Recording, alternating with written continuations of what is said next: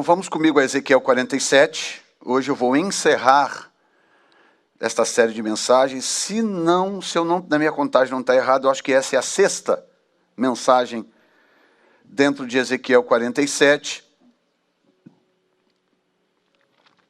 E hoje, portanto, será a conclusão.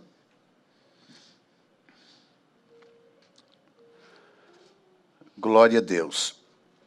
E será que toda criatura vivente que vier por onde quer que entrarem esses dois ribeiros viverá, e haverá muitíssimo peixe, porque lá chegarão essas águas e sararão, e viverá tudo por onde quer que entrar esse ribeiro.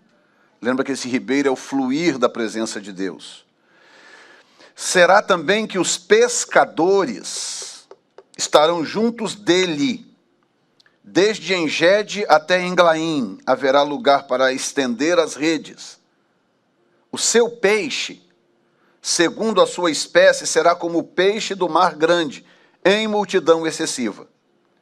Mas os seus charcos e os seus lamaceiros não sararão, serão deixados para sal. Meu Deus, tem coisa tão ruim, que nem o rio de Deus sara, consegue restaurar. 12, junto do ribeiro, à sua margem, de uma a outra banda, subirá toda sorte de árvore que dá fruto para se comer. Não cairá sua folha, nem perecerá o seu fruto. Nos seus meses produzirá novos frutos, porque as suas águas saem do santuário.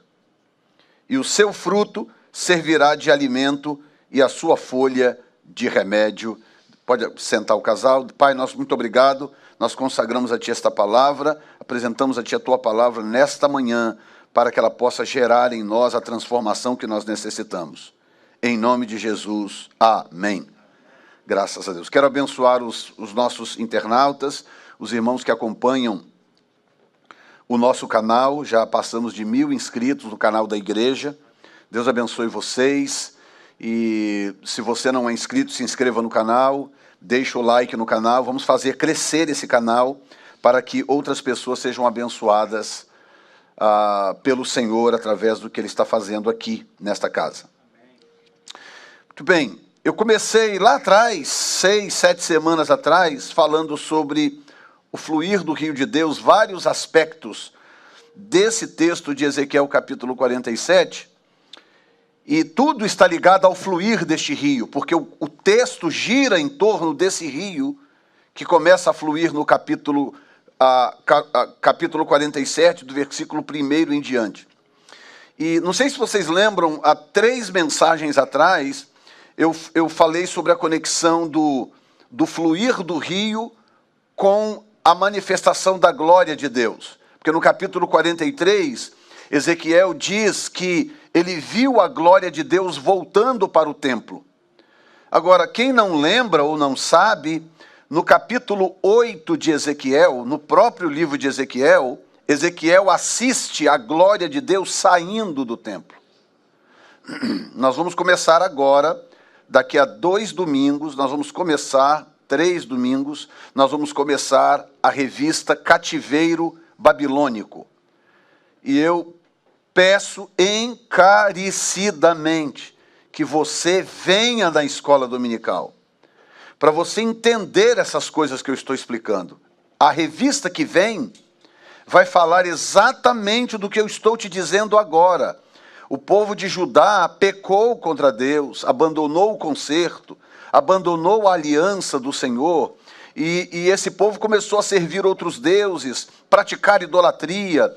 Eles eram injustos, eles eram infiéis, eles eram prostitutos, eles eram trambiqueiros, eles defraudavam o pobre, eles maltratavam a viúva. Eles quebraram todos os preceitos que você puder imaginar. E Deus falou: olha, se vocês não consertarem, eu vou ter que dar um corretivo em vocês. Eles não consertaram. E foi um processo de quase 40 anos, contando todo o processo, desde quando Deus usou Jeremias pela primeira vez, até o final, quando Deus ainda usou Ezequiel, antes da destruição do templo. o povo continuou pecando contra Deus. Pessoas que têm o ouvido tampado, não conseguem ouvir a voz de Deus ou as orientações do Senhor. Então, Nabucodonosor levou um grupo cativo para a Babilônia. Dentro desse grupo estava Daniel, Sadraque, Mesaque e Abednego, os nomes foram trocados, né? E Ezequiel. Ezequiel foi levado para uma província, Daniel foi levado para a capital, Daniel servia o rei no palácio. E Ezequiel foi levado para uma província. Nessa província, Deus visitou Ezequiel. E 11 anos depois que Ezequiel e Daniel já estavam no cativeiro, portanto, Jeremias ainda continuava pregando em Judá, dizendo: se arrependam pelo amor de Deus, se arrependam, porque a coisa não vai ficar boa para o lado de vocês, se arrependam, se arrependam. E todo mundo com os olhos tampados, inclusive bateram em Jeremias, trancaram ele numa cisterna, deixaram ele no meio da lama, e tudo que você puder imaginar de ruim, fizeram com o pobre do Jeremias. Por quê? Porque quando a pessoa se entrega ao seu próprio ego e ao seu próprio pecado, ela tem ódio da verdade. Aqui vai uma dica: muito cuidado quando a verdade te incomodar ao ponto de você passar a odiar a pessoa que disse aquela verdade. Isso é um mau sinal, isso é sinal de apostasia. Porque enquanto houver no meu coração quebrantamento, como havia no caso do rei Davi, era rei, tinha o poder na mão, mas quando ele ouvia a verdade, ele se quebrantava. Pecou, fez besteiras enormes, mas toda vez que ele ouvia a verdade, ele se quebrantava. Toda vez que ele ouvia a voz de Deus, ele se quebrantava. Era um homem temente a Deus. Agora, os reis de Judá desta época, eles não queriam a verdade.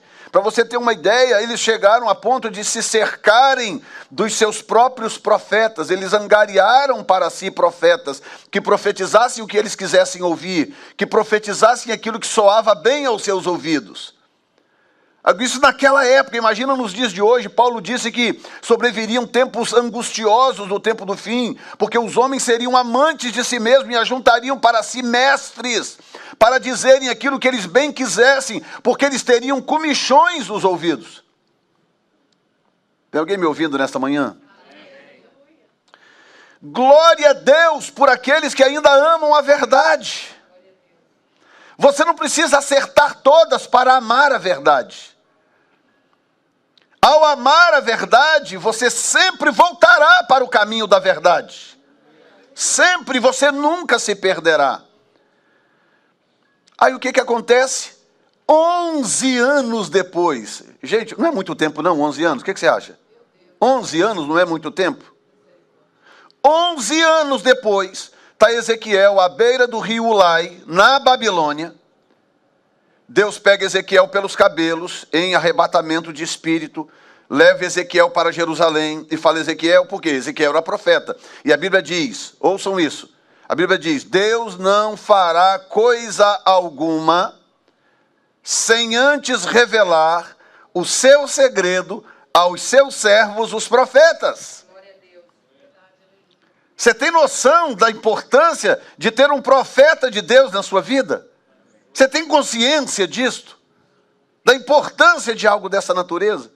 Deus não fará coisa alguma sem antes revelar o seu segredo aos seus servos, os profetas. Acho que é Amós 4:6 ou 6:4, eu sempre confundo. 4:6 eu acho. Então Deus estava para fazer algo terrível. O que Deus fez? Pegou o seu profeta, que estava lá em Jerusalém, lá na Babilônia, intercedendo por Jerusalém, pegou ele pelos cabelos e transportou para Jerusalém. Falou assim: Ezequiel, você está intercedendo por eles, né? Você está intercedendo pelo povo? Você está intercedendo pelo templo? Eu vou mostrar para você por que não tem jeito. Eu vou ter que destruir o templo e eu vou ter que destruir a cidade. Tem 11 anos que você saiu daqui, não é? Olha o que eles estão fazendo, mesmo com os profetas pregando, mesmo com os meus enviados anunciando. Olha o que eles estão fazendo. E aí Ezequiel, em arrebatamento, Deus manda ele cavar a parede do templo e entrar dentro do templo. O lugar mais sagrado da terra. O único lugar até então, onde a Shekinah divina, a glória manifesta de Deus aparecia.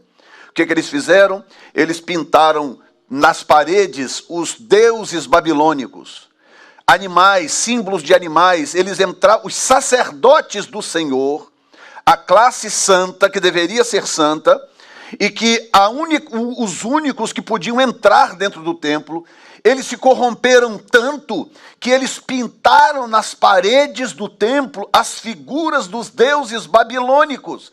E eles entravam dentro do templo para oferecer incenso aos deuses babilônicos. No templo de Deus.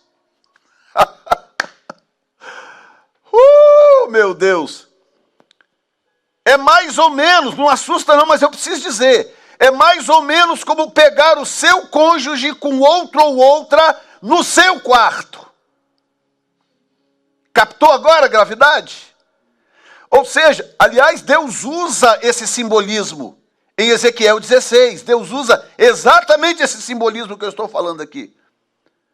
Deus chama Jerusalém de prostituta. Falou, o que você fez comigo? Eu te limpei, te lavei, cortei seu umbigo, eu te dei roupas novas, você estava jogada no lixo, eu te restaurei, e o que agora você está me traindo com seus amantes. Ezequiel 16. Deus usa exatamente esse simbolismo, que é para nós entendermos a gravidade do problema. Tem alguém me ouvindo nesta manhã, gente? O Senhor mandou eu pregar nesta manhã uma mensagem de arrependimento. De arrependimento. Eu vou encerrar falando sobre isso. Aí o povo, Ezequiel entrou, está lá os sacerdotes queimando incenso para os deuses babilônicos, dentro do quarto de Deus. Dentro da câmara divina. E aí, Ezequiel olha, fica apavorado.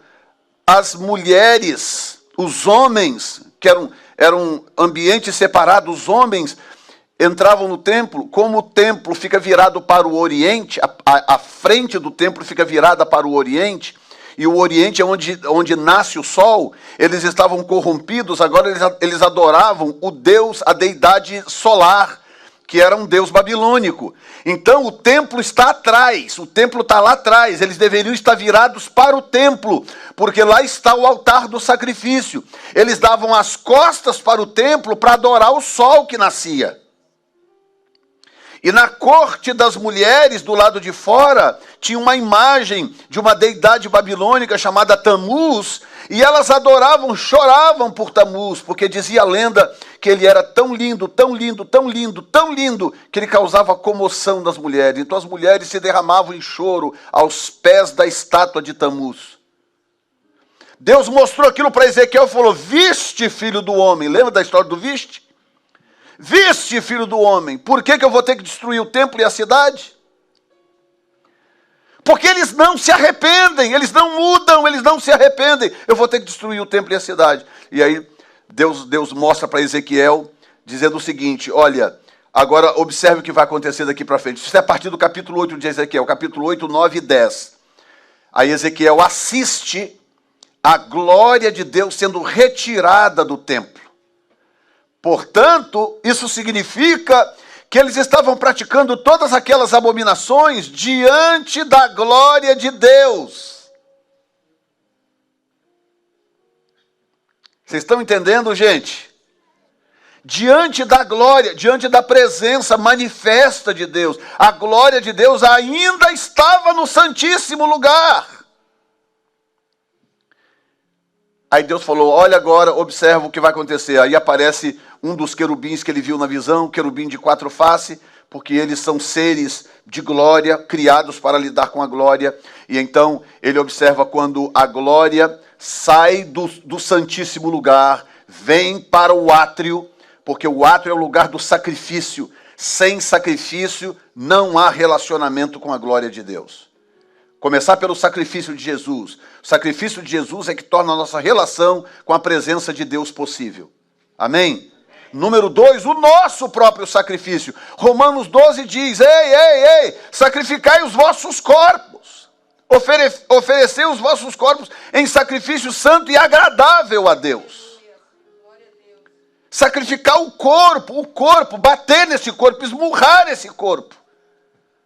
Corpo rebelde, corpo problemático, eu não posso dar a menor trela para o meu corpo. Meu corpo é rebelde. Meu corpo não tem fome de Deus, ele não tem vontade de Deus, ele não quer orar, ele não quer jejuar. Ele quer picanha, ele quer lagosta, ele quer pudim, ele quer Julieta e Maria. Como é que é? Romeu e Julieta.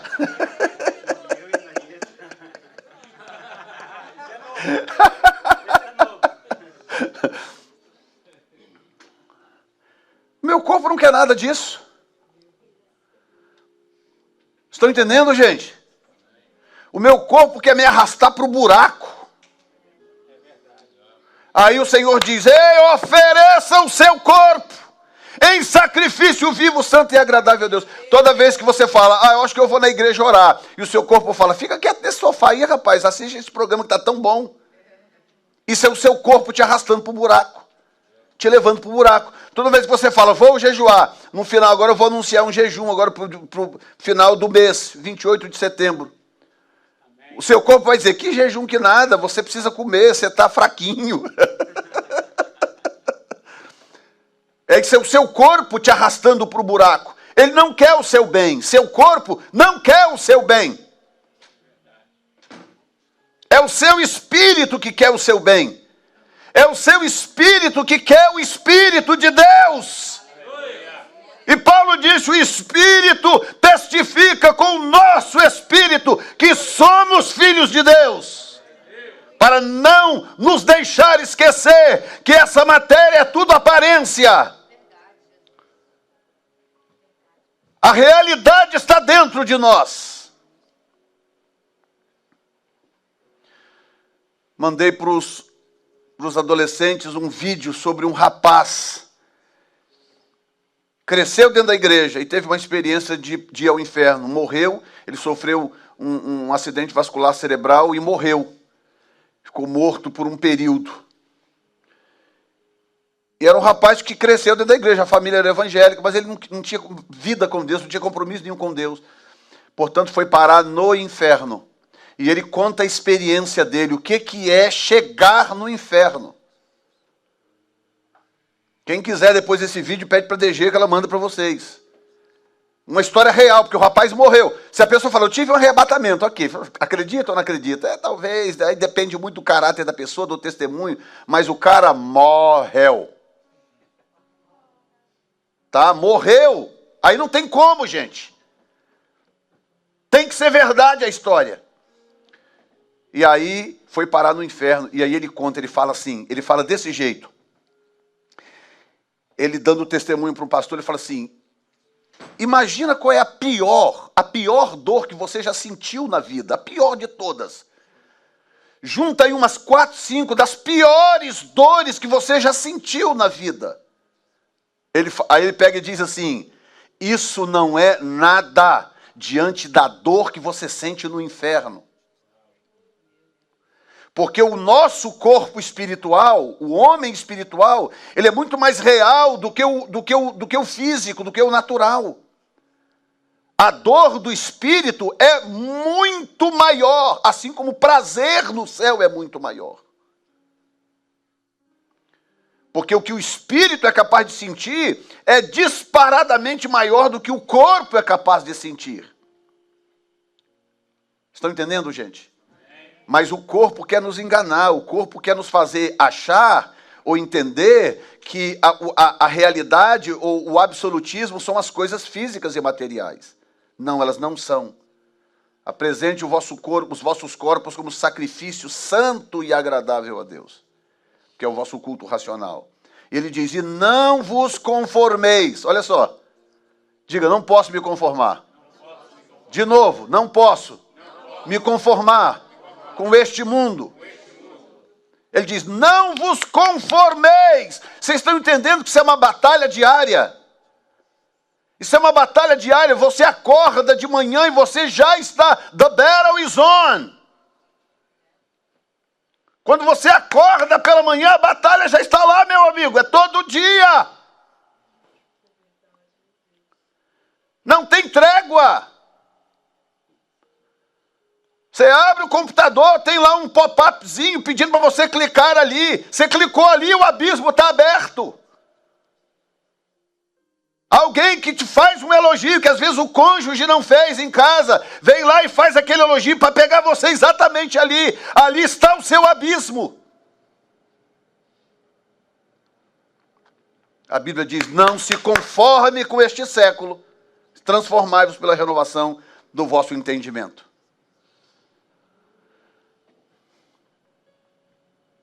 Aí Deus falou, dá uma olhadinha aí, Ezequiel. Aí a glória sai do Santíssimo, vai para o átrio.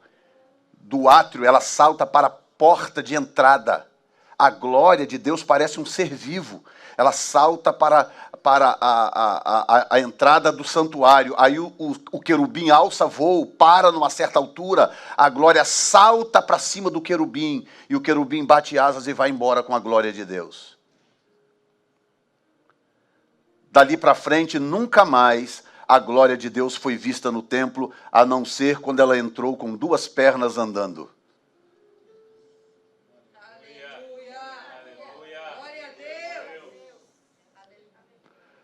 Mas eles não reconheceram. Ninguém reconheceu quando a glória entrou encarnada, andando com 2 pernas, dentro do átrio dos homens. Ninguém percebeu que era a glória de Deus lá. Teve que vir o apóstolo Paulo, depois de dizer, ele, sendo o resplendor da sua glória e a expressa imagem da sua pessoa. Falando de Jesus, ele é a expressa imagem de Deus. A glória foi embora. E agora, no capítulo 47, Deus está mostrando para Ezequiel o retorno da glória. Deus está mostrando para Ezequiel quando que a glória volta para o templo. Esta visão, no sentido literal, ela se cumprirá no milênio, depois da grande tribulação. Mas nós estamos aplicando ela aqui agora para a realidade de hoje, da igreja. Para a sua realidade pessoal, para a sua vida, para a sua família. O que o Senhor tem falado de muitas formas, através de muitos vasos por aí, é que nossas casas, nossas cidades, nossas nações estão sucumbindo porque as pessoas se recusam a se arrepender dos seus maus feitos.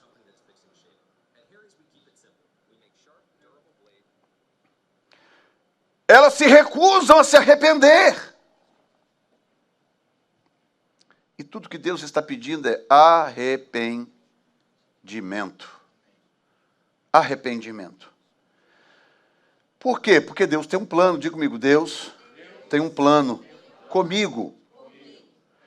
Olha como que termina esse texto, essa porção do texto, e, portanto, como termina a nossa série. O texto fala ele fala de árvores, versículo... A primeira coisa que eu quero mostrar, antes de falar das árvores, eu quero falar sobre o verso 11. O verso 11 diz que o rio de Deus, ele flui para o mar morto e ele restaura o mar, que é morto. Mas ele carrega a vida, então ele vai restaurar o mar que está morto. Aí o texto diz assim, mas os seus charcos e seus lamaceiros não sararão. Serão deixados para sal. E esse texto parece que destoa de todo o contexto. Eu falei, Senhor, mas por que esse texto está aqui? Seria tão legal se ele não tivesse aqui, ficaria tudo tão harmonioso. Senhor, o que é isso aqui? Aí o Senhor falou comigo, ao meu coração, esse aqui são aqueles que nunca se arrependem. Esse aqui são aqueles que não querem viver segundo os preceitos da minha palavra. Esse aqui são aqueles que sucumbiram ao politicamente correto. Sabia que tem igrejas por aí, igrejas, e são sempre as maiores, são as mais lotadas. Igrejas onde não se fala mais em pecado, não se fala mais em inferno, não se fala mais em condenação, não se fala mais em perdão, não se fala em mais nada disso. Todas as mensagens são sinta-se bem. Tem um pastor de uma grande igreja, talvez a maior igreja do país. Ele escreveu um livro que é um best-seller do New York Times. E o título é Your Best Life Now. Viva a sua melhor vida hoje. É o título do livro. Parece interessante. Opa, my best life now? Of course I want it, right? Minha melhor vida agora, claro que eu quero, mas não é o que a Bíblia diz. A Bíblia diz que a sua melhor vida está à frente. Ela virá, é no céu. E o diabo quer impedir que eu e você cheguemos lá.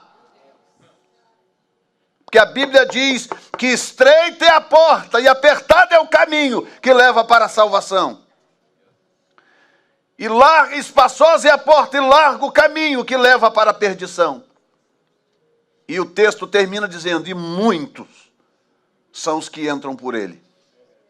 Por quê? Não precisa de sacrifício, não precisa se preocupar com nada, se você está bem, está bem, é o que a mídia faz hoje. Não, toda forma de amor é permitido. Amor. Alguém estava perguntando na televisão falando sobre isso, né? Falando sobre discriminação. Falou, como que o amor pode ser algo ruim? O amor. Olha a estratégia do capeta sem vergonha. Como que o amor pode ser algo ruim? O amor sempre é algo bom. Olha a estratégia tenebrosa. O problema é que definição de amor para Deus é outra completamente diferente dessa pouca vergonha, dessa falta de pudor que o mundo, como o mundo vê e às vezes quer tratar o que seria amor. De novo, as pessoas vivem para satisfazer os seus corpos, as pessoas vivem para satisfazer suas vontades e etc. Mas nós temos temor de Deus, amém? Por isso que tem charcos e lamaceiros que o rio de Deus, que flui do templo, porque a glória entrou de volta no templo, a glória entra de volta no templo, o rio começa a fluir, é o rio de Deus, e ele encontra pelo caminho charcos e lamaceiros que ele não consegue restaurar. Eu não consigo entender isso. Talvez o irmão que é mais velho do que eu consiga me ajudar a entender. O Tony, o Cris aí, que também já estão numa idade avançada, talvez me ajudem. Eu não consigo entender.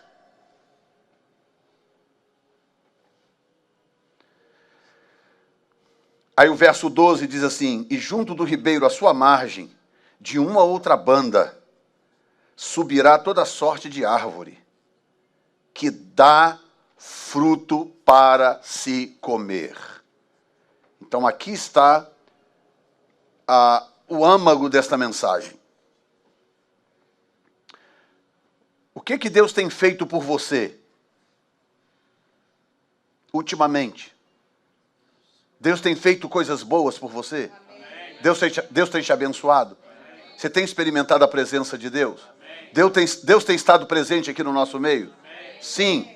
Muito bem. A Bíblia diz que bem-aventurado o varão que não anda segundo o conselho dos ímpios, não se detém no caminho dos pecadores, nem se assenta na roda dos escarnecedores, pois será como árvore plantada junto a ribeiro de águas. E ali o texto está dizendo que à margem desse rio de Deus, árvores começam a surgir. E diz, e elas dão fruto para se comer. Aleluia.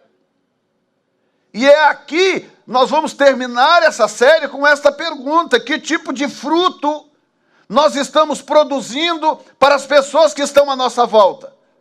As pessoas que estão à sua volta estão sabendo que a sua igreja está passando por um mover de Deus? As pessoas que estão à sua volta estão sabendo que Deus tem te tocado, que Deus tem te abençoado, que Deus tem te prosperado? Você tem aberto a sua boca para dizer algo para alguém? Deus pode contar com você. Aleluia. Que tipo de fruto eu e você temos dado? Que tipo de fruto nós temos dado? O texto diz ali que é impossível você ser árvore junto ao rio de Deus e produzir só folha. A folha também é boa.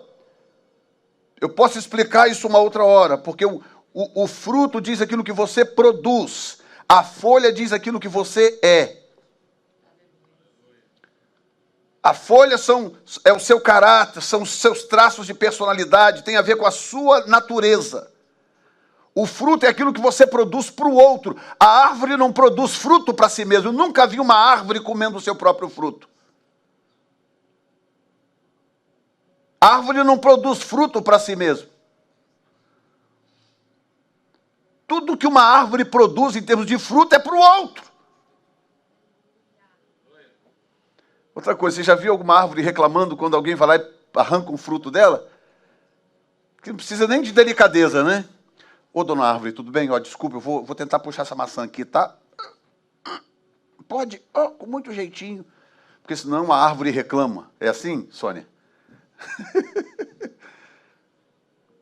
Tem gente que arranca até na pedra, né? Na pedrada, é ou não é? Arranca de qualquer maneira, a árvore nunca reclama, porque ninguém produz fruto para si mesmo. Todo fruto que produzimos é para o outro, é para o outro. Olha qual é o endgame de Deus nesse fluir do rio. Qual é o propósito final de Deus no fluir do rio? Junto do ribeiro, à sua margem, verso 12, e de uma e de outra banda subirá toda sorte de árvore que dá fruto para se comer. Tem alguém com fome lá fora, esperando você dizer alguma coisa. Esperando dizer, eu vou orar por você. Olha, eu estou vivendo um momento único com Deus. Olha, a minha igreja está passando por um momento único com Deus. Eu quero abençoar a sua vida. Eu quero orar por você. Eu quero te ajudar, eu quero te apoiar. Eu vou interceder por você.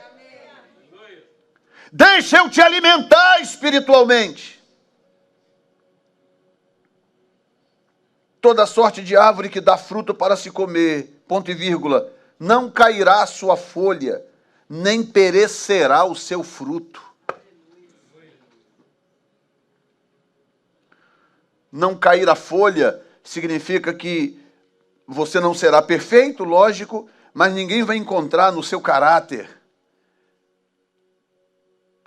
pontos de escândalo.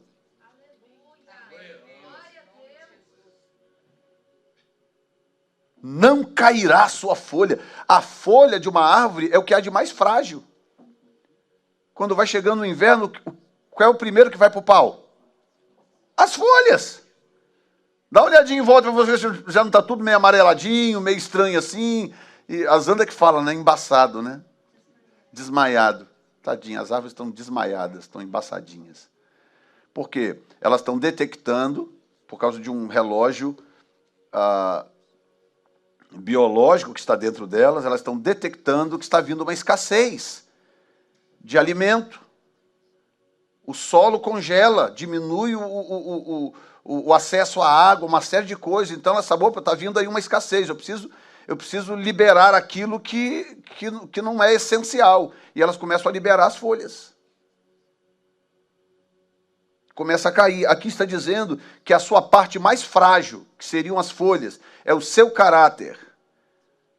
Porque como homem, nós somos, como seres humanos, nós somos seres perdidos que, por graça, fomos restaurados por Jesus.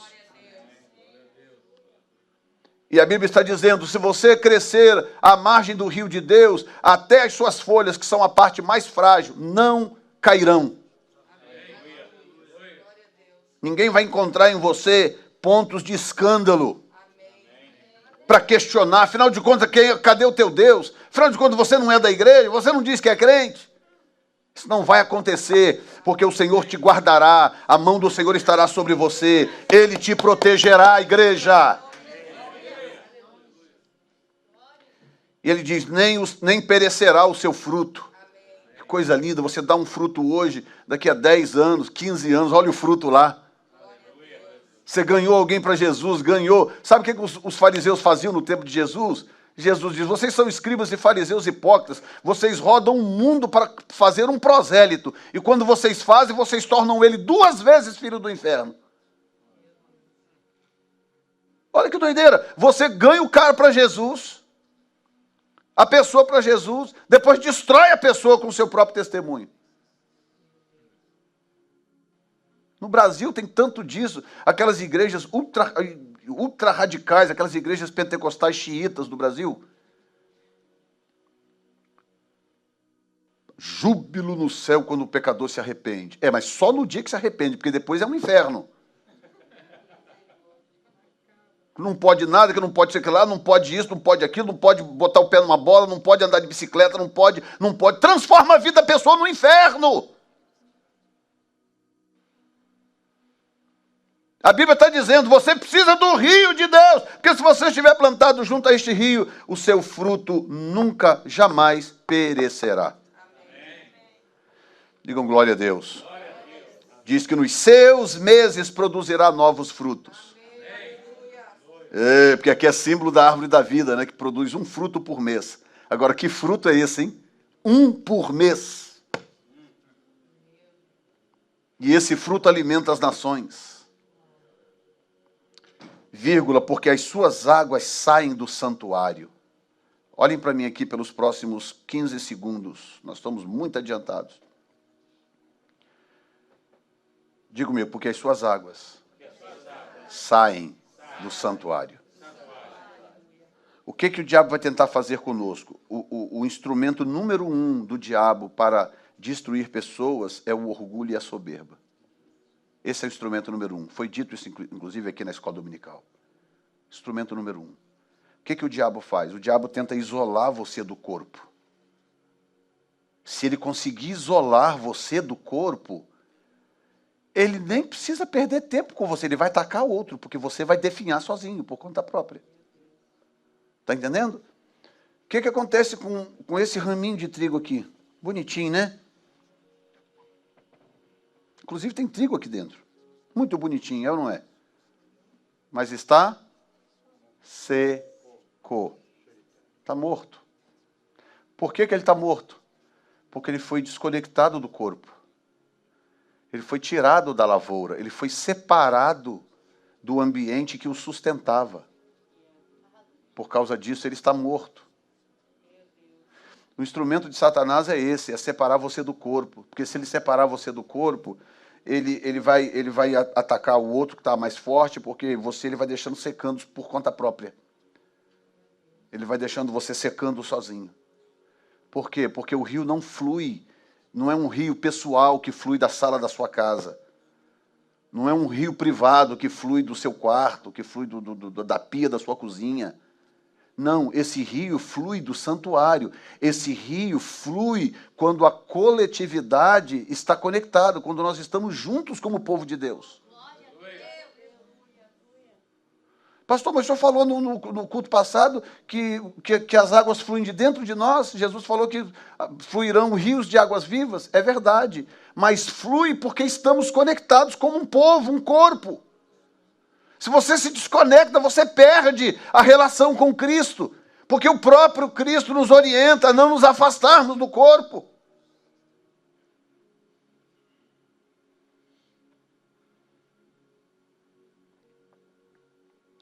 Digo graças a Deus. E aí o texto me dá logo a dica: não se desconecte do corpo. Parece nada, né?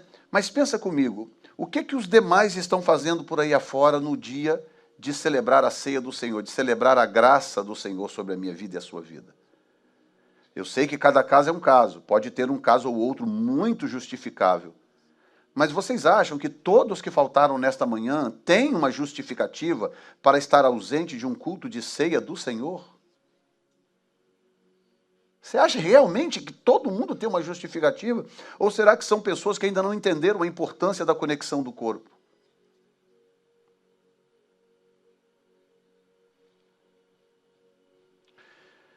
E diz, produzirá novos frutos a cada mês, né? Produzirá novos frutos, porque as suas águas saem do santuário. Ah, meu filho, quando você chega aqui, quantas vezes você já entrou aqui frágil, é ou não é? Você entrou aqui frágil, de repente o louvor te restaura, de repente a palavra te põe de pé novamente. Você entra fragilizado e sai poderoso em Deus. E sai como um leão para rugir durante a semana, porque a mão de Deus te tomou enquanto você estava fraco e te restaurou, porque você estava no corpo. Estão entendendo, gente? Coloque-se de pé, por favor. E o texto diz assim: e o seu fruto.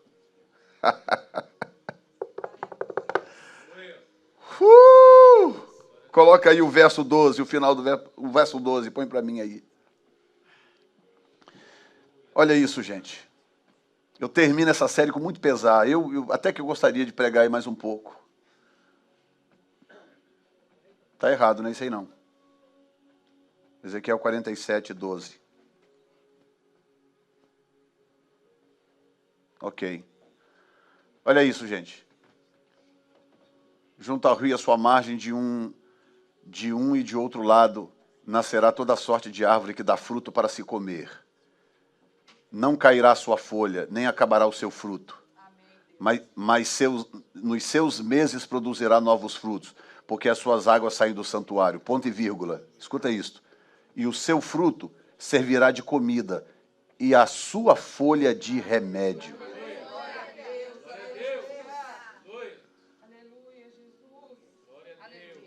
Quantas pessoas lá fora que olham para mim, para você, seja sincero para você. Porque o Senhor não fala conosco para nos humilhar, mas para nos alertar. Quantas pessoas lá fora que olham para você e falam: meu Deus, eu queria ter a vida dessa pessoa. Eu queria ter o que essa pessoa tem. Eu queria ter o que esse homem tem, queria ter o que essa mulher tem. Quantos lá fora que te conhecem de fato olhariam para você e diriam: eu quero ter o que essa pessoa tem? Quando a folha, que é a parte mais frágil de uma árvore, vira remédio para o outro.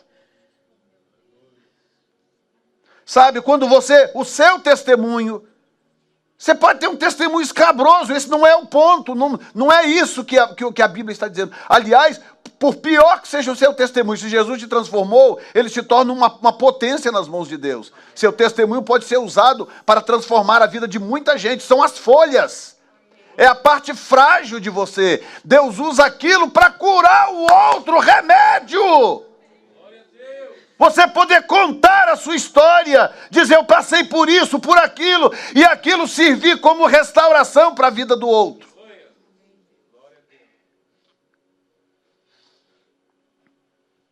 Desde que tenha havido arrependimento, desde que tenha havido quebrantamento, as suas folhas serão usadas como remédio para restaurar a vida do outro. Meu Deus.